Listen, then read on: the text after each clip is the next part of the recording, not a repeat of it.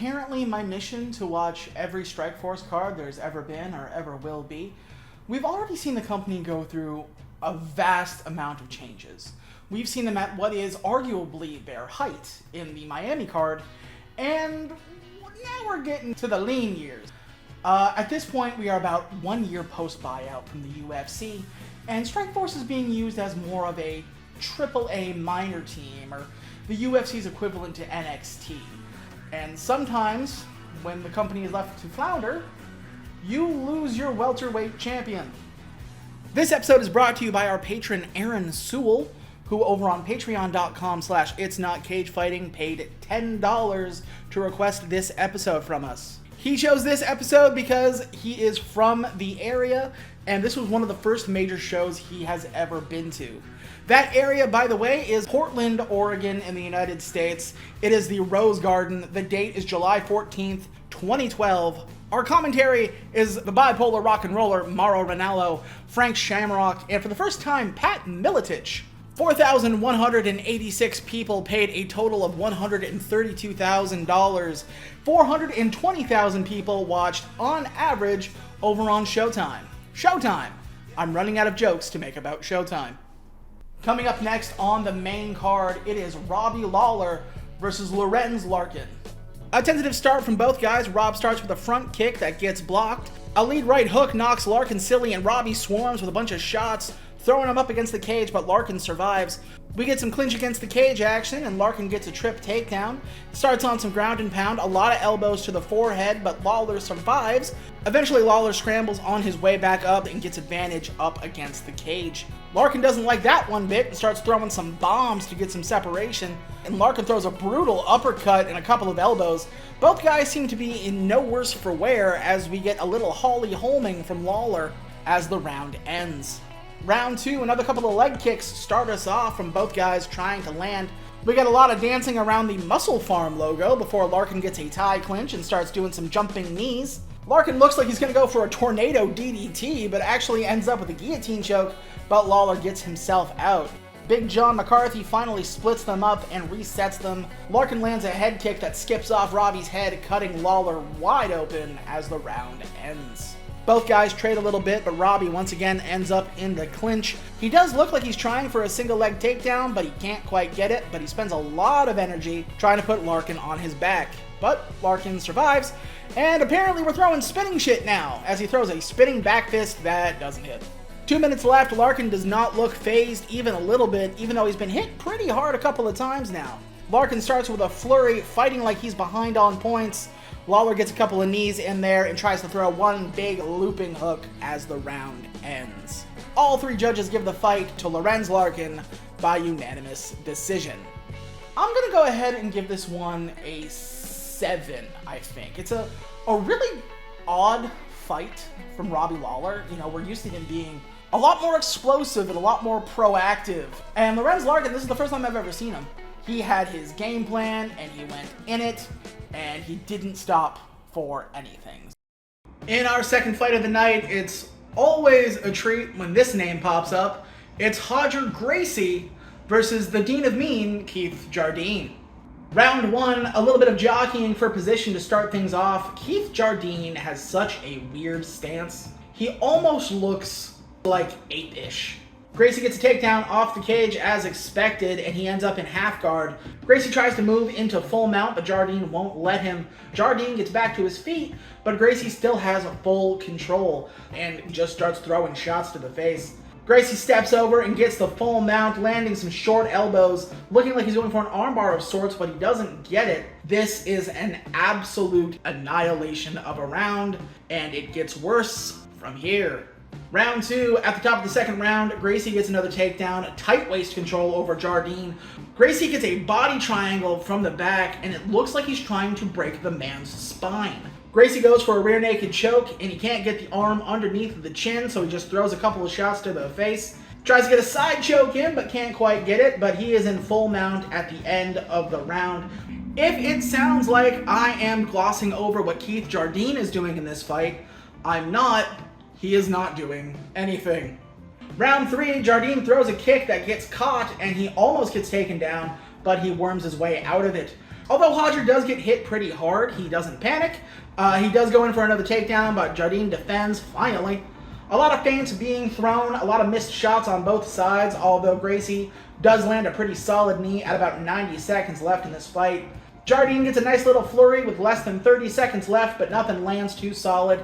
He gives out one last right hand, very similar to Robbie Lawler at the end of his fight.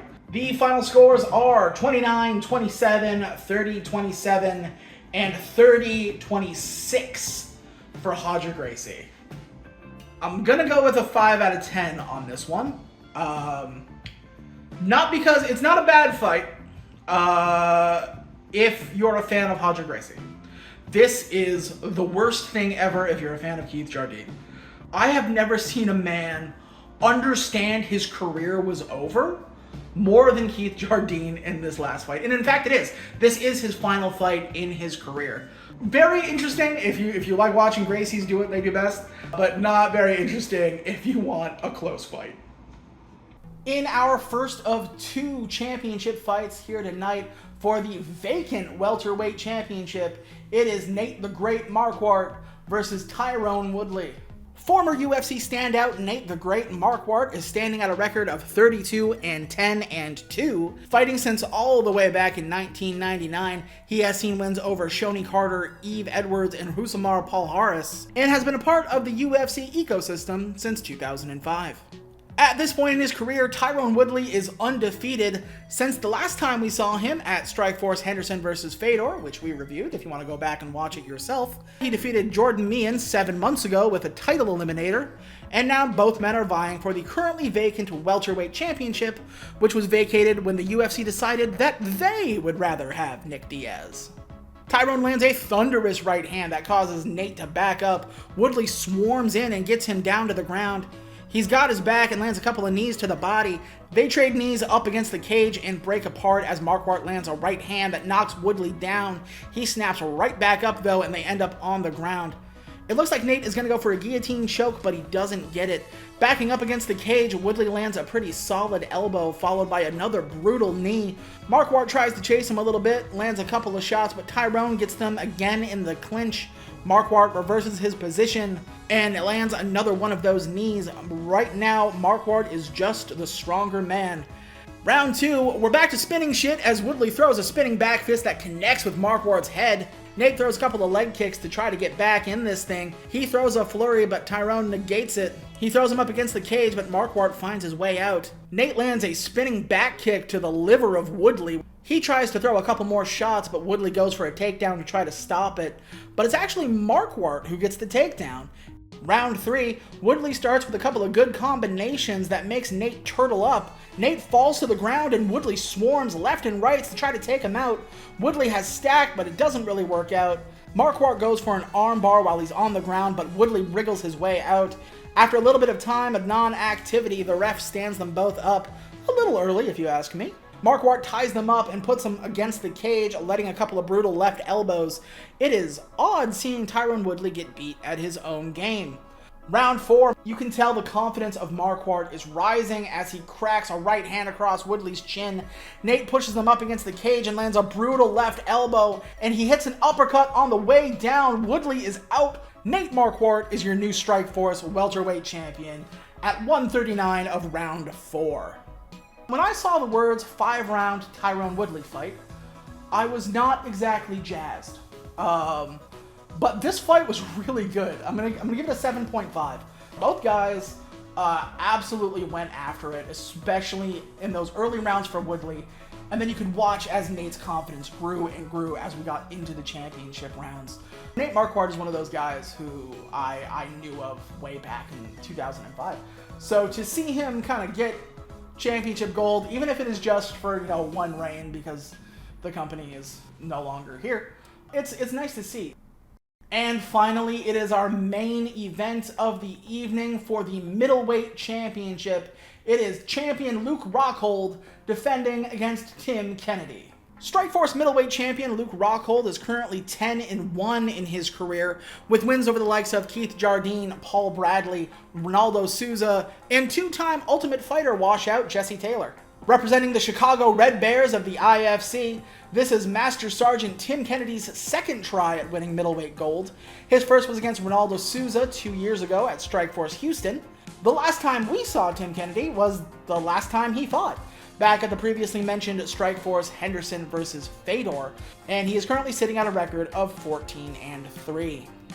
Round 1, Rockhold lands a head kick, but it's followed up by Kennedy with a right hand as we end up against the cage. Rockhold lands a solid knee and lets the man go. Rockhold decides to throw caution to the wind and just start throwing 5-punch combos. Kennedy gets him up against the cage and instead of clinching, goes for a big slam, ending it up in half guard. Rockhold is trying to set up a Kimura, grabbing the wrist, but Kennedy works his way out. Rockhold gives up the bag as he scrambles to his feet. On the exit, both guys trade some body shots as we move into round 2. Rockhold starts round 2 with a head kick, as he is wont to do. Both guys go to the ground. Rockhold goes in for a rear naked choke up against the cage, but he can't sink it in. Rockhold lands a bastard of a straight when Kennedy's up against the cage. Kennedy goes for a takedown and almost gets it, but Rockhold gets an armbar on the way down. Kennedy goes for a left hook that overshoots a little bit, and Rockhold lands an uppercut on the way down. Kennedy catches Rockhold coming in for another punch with another right hand, and both of these guys are landing flush with a non-zero amount of power. A lot of chin checks going on this one. At round 3, Kennedy starts with a takedown that gets stuffed by Rockhold, but he does get the clinch up against the cage. Shock surprise. Kennedy accidentally lands an errant knee to the groin of Luke Rockhold, so he gets a bit of a break. The fight restarts. Luke catches him with another sliding right hand. Kennedy goes in for another takedown and ends up on Rockhold's back. Tries to go for a rear naked choke, but Luke just muscles his way through. Final 10 seconds, Rockhold makes a rush to try to knock Kennedy down, but nothing doing as we enter the break. In the golden rounds now, Kennedy lands a couple of uppercuts up against the cage. He kind of goes for a takedown, but he gets sprawled upon, but Rockhold can't take advantage of it, so he slips off. The crowd starts to get behind the Rockhold, chanting Luke, as he lands a high kick as it sends Kennedy towards the fence. Kennedy lands a shot, and Rockhold responds in kind with a right hand that drops Kennedy to the ground. But Kennedy still has his wits about him. Looks like he's going for a guillotine choke, but Rockhold gets back to his feet. We clinch up against the cage again, Kennedy pushing Rockhold through it. Kennedy once again grabs his back to try to work him down to the ground as we go into the 5th and final round. 20 minutes down, 5 minutes left. Kennedy tries to go for another takedown, but Rockhold's defense is hanging strong. Rockhold has been working with Daniel Cormier and Cain Velasquez, and boy, you can tell. Kennedy's starting to look desperate as he throws a spinning back fist that misses by about 1.5 meters. Kennedy once again goes for a takedown that gets stopped and easily reverses the position and takes a couple of shots before letting him go. 10 seconds in, Kennedy lands an elbow just to try to do something. It is 49-46, 49-46, and 49-46 for the winner and still champion, Luke Rockhold. I'm going to give this one an 8 out of 10. This is just good old-fashioned MMA. You know what I mean? Like, you got to see bits of everything, both guys learning what the other one does. Especially on Luke Rockhold's case. He knew what Tim Kennedy was good at, he knew what his game plan was, and he knew how to stop it in literally every sense. I mean, there's a reason Luke Rockhold, up until this point, was so well loved and he's been champion the way he has, as he will be once again in the UFC. I'm sure we'll get there. I think I'm going to give this entire card a 7. It is good old-fashioned MMA, like I said. There's nothing bad on this card, but there's also nothing great. There's nothing that, like, you have to stop and point everybody to this direction. The other problem is you can see Strikeforce is on its way out. With the amount of time I've spent with Strikeforce so far, I've really gotten to enjoy the product and how much it tried to differentiate from the UFC, but now obviously it is a part of the UFC, and they do not give a shit about this place. How do you feel about watching Strikeforce kind of being on its way out? Did you enjoy the product when it was up and going? Did you watch this card? Were you there? Like Aaron, let us know in the comments below or on any social media.